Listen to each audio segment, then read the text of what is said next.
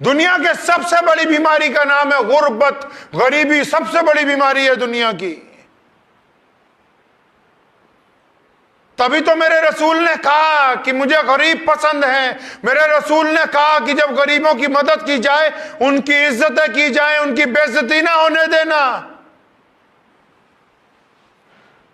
तभी तो मेरे रसूल ने गुलामों को छाती से लगाया है। बांटने वालों को गुस्सा आ जाए तो इसका मतलब कि अभी वो अपने मेयार तक नहीं पहुंचा है, उसे अंदाजा ही नहीं है उस भूख का, अंदाजा ही नहीं है उस जिल्लत का, अंदाजा ही नहीं है उस परेशानी का, अंदाजा ही नहीं है उस दुख का जो उन बंदों को पहुंच रहा है, जो ना चाहते हुए भी आपके आगे हाथ फैला रहे हैं। आप उनके दुख का अंदाजा ही नहीं लगा सके हैं। आपको अभी अंदाजा ही नहीं हुआ उनकी तकलीफ का। आपको उनकी तकलीफ का अंदाजा होता तो आपका लबो लहजा बदल जाता, आपका तरीका बदल जाता। लेकिन आप तो चाहते हैं कि किसी गरीब को आटे की थैली पकड़ाएं और एक तस्वीर उतार के एक अखबार में छापी जाए। मैं मुसलमानों को कहता हूं, कान खोल के सुन लो कि अगर तुमने किसी गरीब की बेइज्जती कर दी, कल क़यामत का दिन होगा, अल्लाह का दरबार होगा और उस गरीब का हाथ होगा और तुम्हारा गरेबान होगा और वो गरीब पूछेगा, इलाही आपने इसको दौलत दी, आपने इसको इस्तिताअत दी और आपका रिज़्क ये हम तक पहुंचाने आया तो हमारी इज्जतों का सौदा करने लगा। पूछिए इस बदबख्त से कि इसने हमारे साथ किया क्या था। कभी इत्मीनान से सोचिएगा कि अगर उस गरीब की जगह हम होते, हम में क्या खासियत थी कि आज हम यहां बैठे हुए हैं। हम में क्या खासियत थी कि हमारे हाथ में है कि किसको क्या दें क्या ना दें। हम और आप उस बिस्तर पर नहीं हो सकते थे जो मौत की लड़ाई लड़ रहे हैं।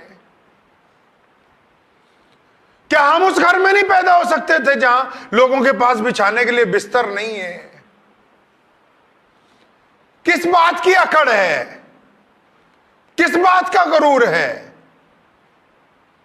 क्या मुमकिन था, बताइए तो सही। क्या आपके इख्तियार में था कि आप किसकी औलाद होते हैं। आप अल्लाह ने यह बात किसी के इख्तियार में नहीं रखी कि कौन बंदा, उसके माँ बाप कौन से होंगे, और यह इख्तियार में नहीं अल्लाह ने रखा कि कौन बंदा कहां पर मरेगा। कोई दुनिया से बड़ा बादशाह यह बात तय नहीं कर सकता है।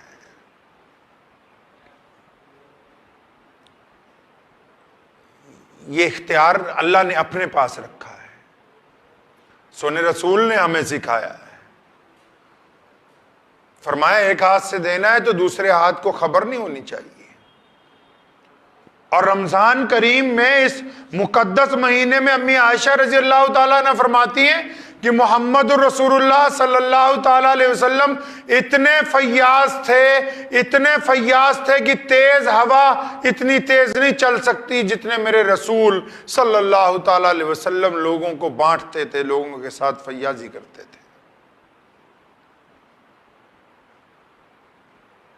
इसलिए रोजेदार बिलखसूस याद रखें कि हमें अपनी हिम्मत के मुताबिक काम करना है। अल्लाह ने जितनी हमें हिम्मतें दी हैं, अपनी हिम्मत के मुताबिक लोगों को बांटना है, अपनी हिम्मत से बढ़ के बांटने की कोशिश करनी है।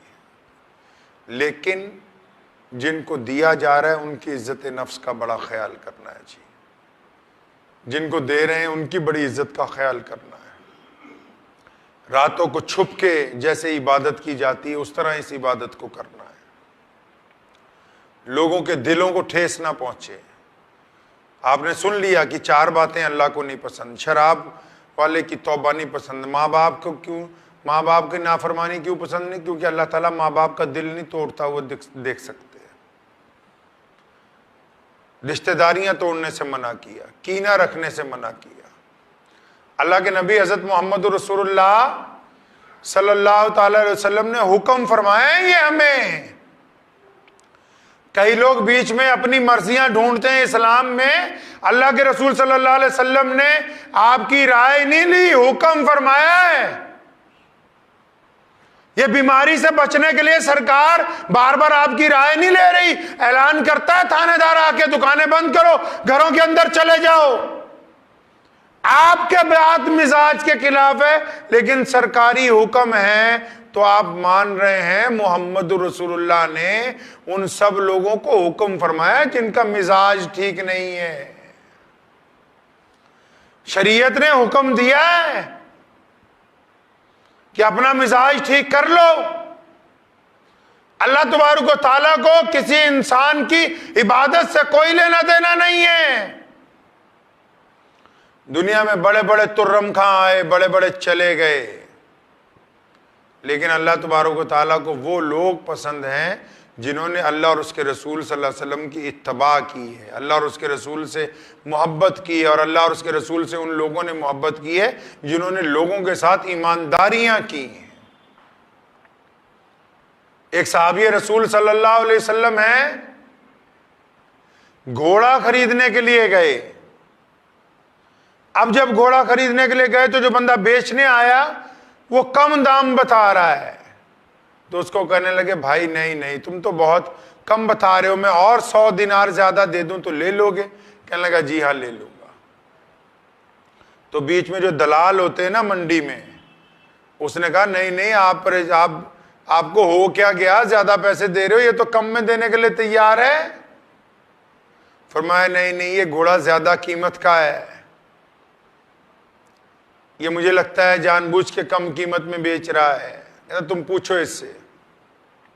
उससे पूछा तो उसने कहा हाँ वाकई ये घोड़ा ज्यादा कीमत का है, लेकिन मुझे आज ही पैसों की जरूरत है, मेरे घर में मेरी बेटी की शादी है, तो मैं मजबूरी में अपना ये कीमती घोड़ा कम कीमत में बेच रहा हूं। कुर्बान जाऊं मोहम्मद रसूलुल्लाह के सहाबा पर, कुर्बान जाऊं मोहम्मद रसूलुल्लाह के जानिसारों पर। ये अल्लाह का एहसान है कि अल्लाह ने हमको उस उम्मत में पैदा फरमाया मेरे रसूल ने सिखाया हमें कि पुत्रों सौदा खरीदना है, मजबूरियां नहीं खरीदनी।